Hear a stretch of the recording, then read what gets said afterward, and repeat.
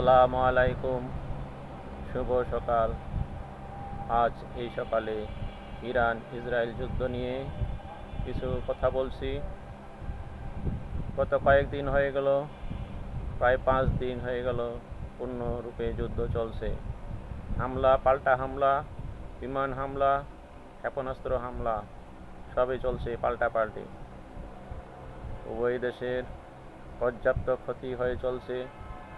যুদ্ধের যে রূপ, সেই রূপ পূর্ণাঙ্গ রূপ ধারণ করেছে। ইসরায়েল তার পূর্ণ শক্তি দিয়ে বিমান হামলা করে যাচ্ছে ইরানের উপর।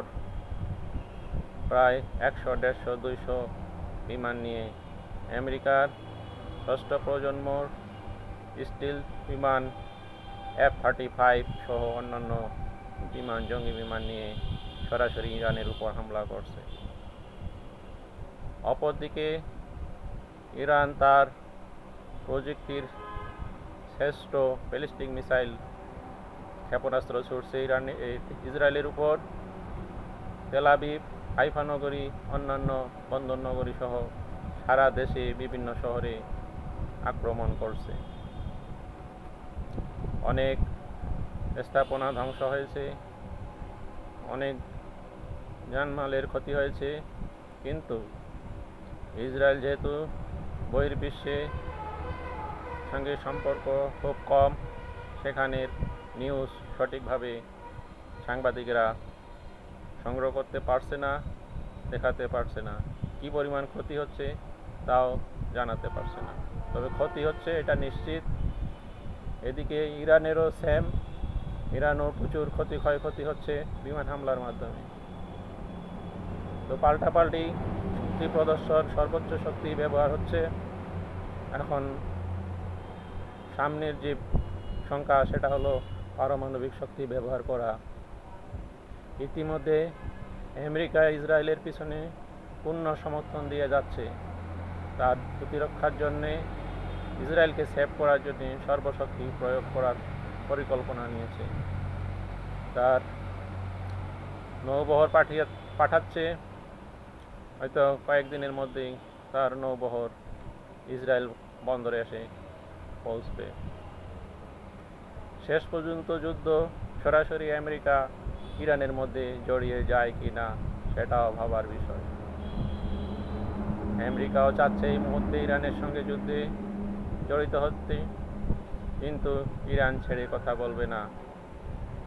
ইরান মধ্যপ্রাচ্যের আমেরিকার ঘাঁটিগুলো টার্গেট করে রেখেছে। যদি আমেরিকা যুদ্ধে জড়িয়ে পড়ে, তাহলে তার সেই মধ্যপ্রাচ্য ঘাঁটিগুলোকে লক্ষ্য করে ইরান ক্ষেপণাস্ত্র, ব্যালিস্টিক ক্ষেপণাস্ত্র, মিসাইল ছুড়বে, ড্রোন ছুড়বে। এতে ব্যাপক ক্ষয়ক্ষতির সম্ভাবনা আছে। মধ্যপ্রাচ্যের দেশগুলো যুদ্ধে জড়িয়ে পড়ার সম্ভাবনা আছে। কারণ মধ্যপ্রাচ্যে প্রায় দেশ আমেরিকার মদতপুষ্ট সরকার, আমেরিকার সমর্থনে সরকার। আমেরিকাকে তারা ভয় করে কখন তাদের গদি চলে যায়। সে কারণেই আমেরিকার প্রতি তাদের দুর্বলতা। মধ্যপ্রাচ্যের দেশরা ইরানের বিরুদ্ধে সরাসরি যুদ্ধে অংশগ্রহণ করতে সাহস পাবে না। তারপরও মধ্যপ্রাচ্যের দেশগুলোকে ঘাঁটি হিসাবে ব্যবহার করে আমেরিকা যুদ্ধ চালিয়ে যাবে। এতে ইরানের সঙ্গে মধ্যপ্রাচ্যের দেশগুলোর দ্বন্দ্ব বেড়ে যাবে। ইতিমধ্যে জর্ডান তার বন্দর, আকাশসীমা, বিমানবন্দরকে ব্যবহার করতে দিচ্ছে ইসরায়েলকে। তেমনিভাবে সৌদি আরব দিতে পারে বা দুবাই দিতে পারে। তখন সেই স্বল্প পাল্লার ক্ষেপণাস্ত্র ছুড়লে ইরান তার এই সফলতা অর্জন করতে পারে, আমেরিকার ঘাঁটি বা ব্যবহৃত জায়গাগুলোকে ধ্বংস করতে পারে। অর্থাৎ তখন মধ্যপ্রাচ্যের নিজের মধ্যেই নিজেই যুদ্ধ একটা শুরু হয়ে যাবে। এরকম পরিকল্পনা আমেরিকার, যে নিজেরাই মারামারি করবে। যাই হোক,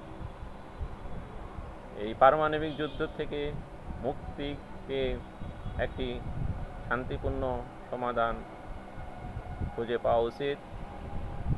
বিশ্বের নেতৃস্থানীয় যারা দেশ, যারা সরকার প্রধান, তাদের চিন্তা করা উচিত বিশ্বকে যুদ্ধ মুক্ত করার জন্যে।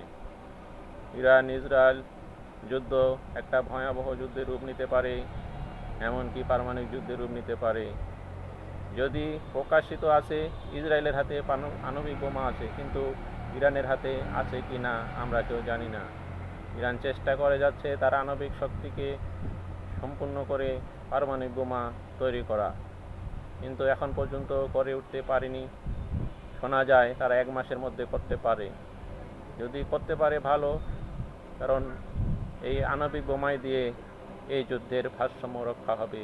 মুসলিম বিশ্ব এবং অমুসলিম বিশ্বের মধ্যে ভারসাম্য রক্ষা হবে। যদি এটা না হয় তাহলে মুসলিম বিশ্বের জন্য একটা বিপর্যয়। এই বিপর্যয় থেকে আল্লাহ আমাদেরকে রক্ষা করুন, আমিন। আলী বাবা, BTV, ঢাকা।